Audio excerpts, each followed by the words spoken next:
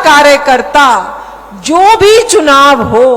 Bharatiya Janata party का कार्यकर्ता चुनाव अवश्य लड़े, चाहे चुनाव सिंबल पर हो, चाहे चुनाव सिंबल पर ना हो, लेकिन पंच से सांसद तक हमारी विचारधारा का कार्यकर्ता अवश्य हो। ऐसे दो सिद्धांत नीचे तक पहुंचाने वाले ऐसे हमारे पूर्व राष्ट्रीय अध्यक्ष जी का मैं फिर से आप सभी की तरफ से स्वागत करती हूं।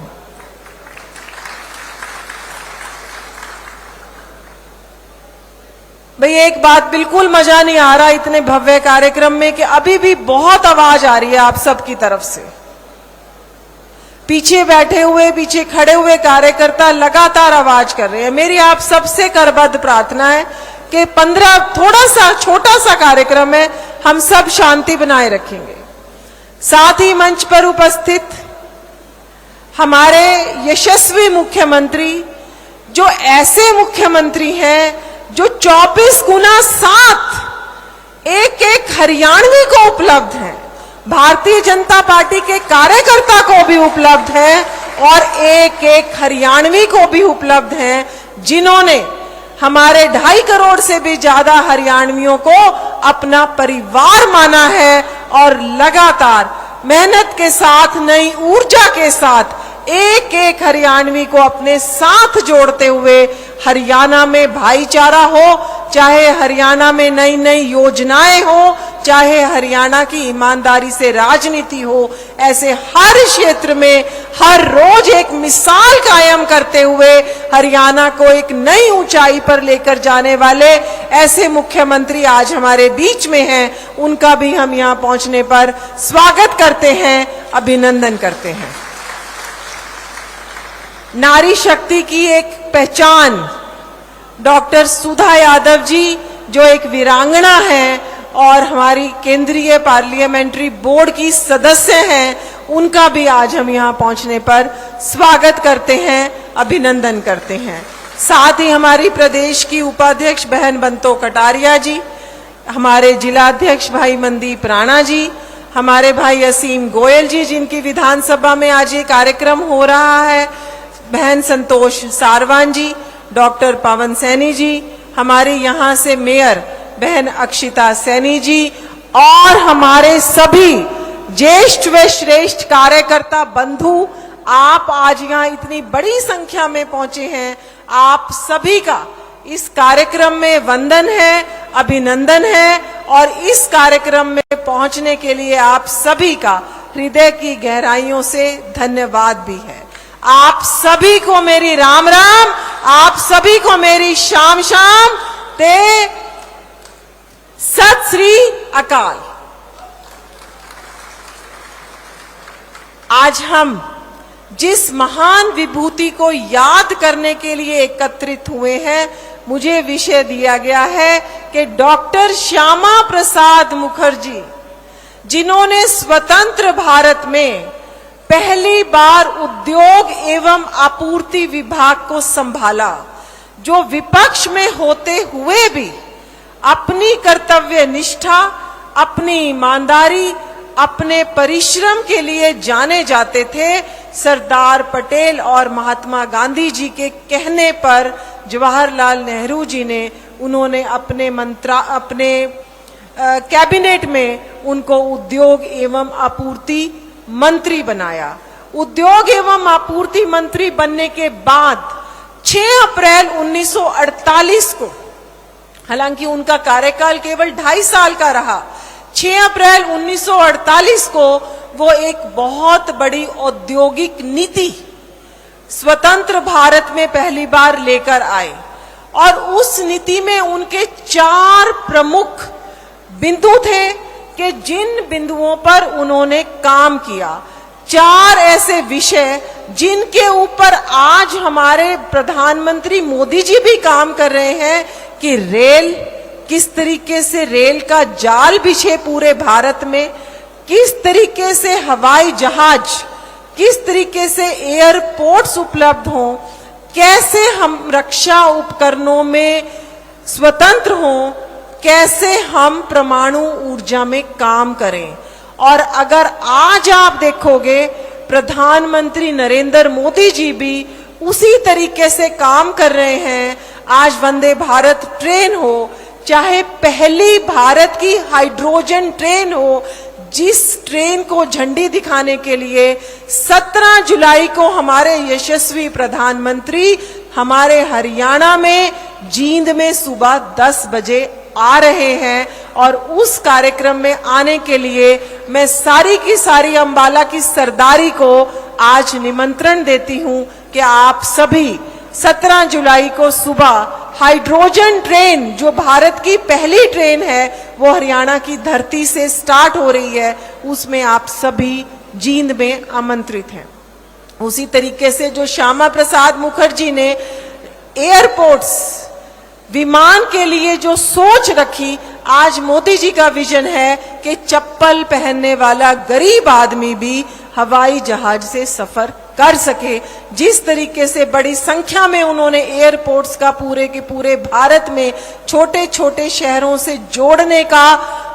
काम किया है, वो श्यामा प्रसाद मुखर्जी का ही विचार था। आज परमाणु ऊर्जा में किस तरीके से ग्रीन एनर्जी लेकर हम जा रहे हैं, वो भी श्यामा प्रसाद मुखर्जी का ही एक विचार था। और रक्षा के क्षेत्र में जिस तरीके से हम आत्मनिर्भर हो रहे हैं, कांग्रेस की सरकार ने इतने लंबे समय तक राज किया, लेकिन कमीशनें आती थी बहुत बड़ी संख्या में, बहुत बड़ी अमाउंट में, तो उन्होंने भारत को रक्षा के क्षेत्र में कभी आत्मनिर्भर होने नहीं दिया। लेकिन आज मोदी जी के प्रयासों से 65% रक्षा उपकरण हमने भारत में ही बनाने शुरू करे हैं। और आज हम केवल रक्षा उपकरण बनाने वाले देश नहीं हैं, आज हम अपनी जरूरतें भी पूरे कर रहे हैं और विदेशों में उन सामान को निर्यात भी कर रहे हैं। तो ये जो विचार था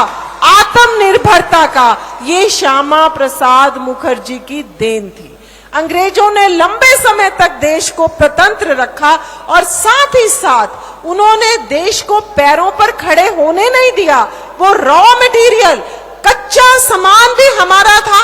और बना हुआ सामान भी भारत में आता था। सारा का सारा सामान बाहर लेकर जाते थे, उद्योग को यहां उन्होंने पनपने नहीं दिया। तो चाहे भारी उद्योग था, चाहे एमएसएमई था, चाहे हथकरघा था, हर तरीके का उद्योग भारत में कैसे आए, भारत कैसे आत्मनिर्भर बने, ये नींव जो है आत्मनिर्भरता की श्यामा प्रसाद मुखर्जी ने रखी। और आज आप सब देखते हैं कि vocal for local, local for vocal, जो एक विचार को प्रधानमंत्री जी ने नीचे तक इनकलकेट किया है, जिस विचार को नीचे तक लेकर गए हैं, वो विरासत हमें डॉक्टर श्यामा प्रसाद मुखर्जी से मिली। आज जो चित्तरंजन लोकोमोटिव इंडस्ट्रीज थी, जिसमें पहला देश बंधु इंजन बना, वो ही इंजन आज लगातार, वही फैक्ट्री आज अलग अलग तरह के इंजन बना रही है। और आज हिंदुस्तान एरोनॉटिक्स लिमिटेड जो एक बहुत बड़ा काम कर रही है भारत के लिए, उसको भी हिंदुस्तान एयरक्राफ्ट के नाम से डॉक्टर श्यामा प्रसाद मुखर्जी ने शुरू किया। और एक ऐसे मंत्री के रूप में उन्होंने छवि बनाई जो पूरी तरीके से निष्कलंक, पूरे तरीके से ईमानदारी, और उसी का उदाहरण आप आज प्रधानमंत्री नरेंद्र मोदी और मुख्यमंत्री नायब सिंह सैनी जी के रूप में देख रहे हो। तो ये विरासत हमें वहां से मिली और आज हमारे कार्यकर्ता उस विचार के ऊपर खड़े हो रहे हैं। और साथ ही साथ आज छोटा सा भी पद हो, अगर मंडल अध्यक्ष को भी हम कह देते हैं ना कि भाई तू काम नहीं कर पा रहा, इस पद को छोड़ दे, लेकिन एक उद्योग एवं आपूर्ति मंत्रालय जैसा इंपॉर्टेंट मंत्रालय, जब देश में नेहरू लियाकत समझौता हुआ और उनको लगा हम अल्पसंख्यकों के साथ न्याय नहीं कर रहे, 1 मिनट में उन्होंने उस मंत्रालय को लात मार दी और देश भर में एक आंदोलन शुरू किया। तो एक ऐसा विचार डॉक्टर श्यामा प्रसाद मुखर्जी हमें देकर गए। और उसके बाद एक दूसरा विषय मैं आप सबके सामने रखना चाहूंगी, SIR, special intensive revision, voter list का गहन पुनर्निरीक्षण। आज पूरे के पूरे हरियाणा में SIR की प्रक्रिया चालू है।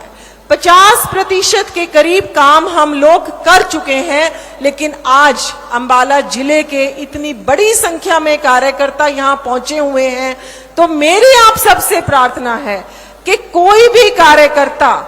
जनप्रतिनिधि से लेकर चुनाव लड़े हुए प्रत्याशी हों, हमारे पार्षद हों, हमारे सरपंच हों, प्रदेश में, जिले में, मंडल में काम करने वाले कार्यकर्ता हों, हर कार्यकर्ता को चिंता करनी चाहिए कि अगर मेरा बूथ हारा हुआ है तो उसके कारण क्या रहे। हमको चिंता करनी पड़ेगी कि हम हर बूथ पर हर रोज बैठे, अपनी वोटर लिस्ट 2002 की और 2024 की वोटर लिस्ट लेकर बैठे और उसमें टिक करें कि भारतीय जनता पार्टी के कार्यकर्ताओं के कितने परिवार हैं, हमारी विचारधारा के कितने परिवार हैं और हम सबकी वोट बन गई कि नहीं बन गई। क्योंकि आज हमारी वोटर लिस्ट शून्य है, आज हम में से किसी की भी वोट नहीं बनी हुई, voter list null and void है। जितने लोग अपना मत गणना फार्म भर के BLO को जमा कराएंगे, केवल उतने लोगों की वोट बनेगी, बाकियों की वोट घर बैठे हो सकता है ना बने। इसलिए हम सबको चिंता करनी है सबसे पहले कि मेरा फार्म जमा हुआ कि नहीं हुआ। मेरे बच्चे अगर विदेश में हुए हैं, अगर हरियाणा के दूसरे किसी प्रदेश में, दूसरे किसी जिले में नौकरी कर रहे हैं, तो उन बच्चों की वोट ऑनलाइन बन जाएगी। आपको उन बच्चों की चिंता करनी चाहिए कि ऑनलाइन बच्चों ने फार्म भर के जमा करा दिया है या नहीं करा दिया। अगर हमारे परिवार में कोई बच्चा 18 साल से ऊपर का हुआ है, अगर हमारे घर में कोई पुत्र वधू आई है, तो हमको उसकी भी वोट बनाने की चिंता करनी है। साथ ही साथ अगर हमारे बूथ पर आप लिस्ट लेकर बैठो, क्योंकि पिछले कुछ वर्षों से मृत लोगों की वोट्स नहीं कटी हैं, उनकी भी वोट कटवाने का काम हमने करना है। और साथ ही साथ last but not the list, जिस भी बूथ पर आप किसी भी घुसपैठिए को अगर चिन्हित करते हो, कुछ विपक्षी भ्रष्ट पार्षदों ने, कुछ भ्रष्ट अधिकारियों ने पहले उनका आधार कार्ड बनवाया और फिर उनका वोटर कार्ड भी बनवा दिया। तो आज एक एक कार्यकर्ता को हर बूथ पर चिंता करनी पड़ेगी कि जो भारतीय नहीं है वो नहीं करेगा ये बात की चिंता कि मेरा विधायक कौन बनेगा, मेरा सांसद कौन बनेगा। ये हम सब चिंता करेंगे कि हमारा विधायक कौन होगा, हमारा सांसद कौन होगा। ये घुसपैठिए वोट नहीं डालें, इसकी चिंता करने के लिए आपका काम है डिटेक्ट और डिलीट, डिपोर्ट कराने का काम हमारी सरकार